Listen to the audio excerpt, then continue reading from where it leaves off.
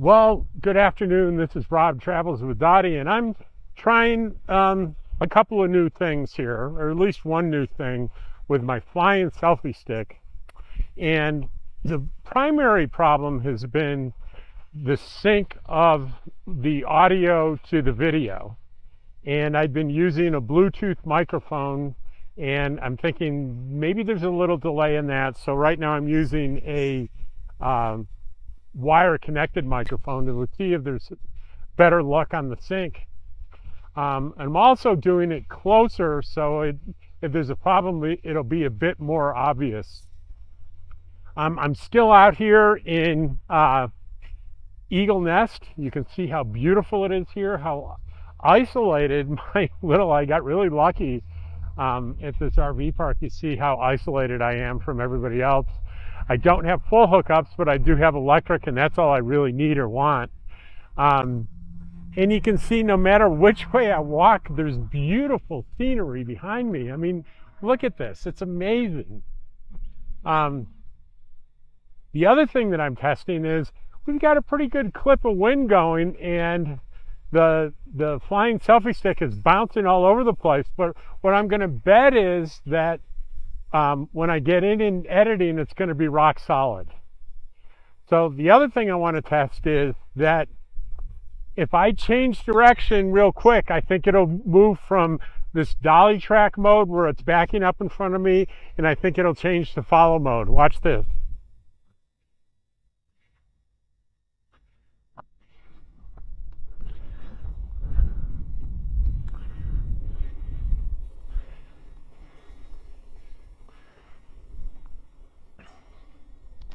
And one advantage to the follow mode, I'm testing right now, but I think it's going to be true.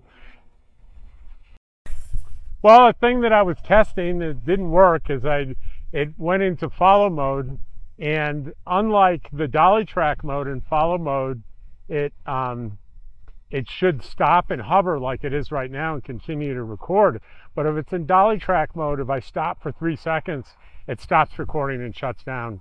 And so I think it technically still thought, even though it was following me, it thought it was in dolly track, so it shut down, so I had to restart it. Well, everything is looking good so far. I've tested a little bit of that footage from before, and it seems like everything is in sync, so this is good news. So now I can kind of ignore the camera and all the stuff that's going on with that and talk to you about what I wanted to talk to you about. Again, you're seeing me in this beautiful place, this beautiful lake at 8,000 feet. And I want to talk a little bit about how you find situations and places like this as a full-time nomad. And a lot of it is happenstance, and the other part of it is relationships. Okay, so the happenstance is that I knew I kind of wanted to be around. I wanted to spend a little bit of time in Eagle Nest because I had driven through Eagle Nest multiple times last year, but never really got a chance to stay long because I was staying in other places that were at least 10 miles away. I knew I wanted to stay in Eagle Nest, and I wanted to do that in the state park, which is over there, but it's closed this summer for renovation, so I couldn't do that. So I did research, and I found this RV park, and I said, okay, I'll stay 2 weeks here, and that's it.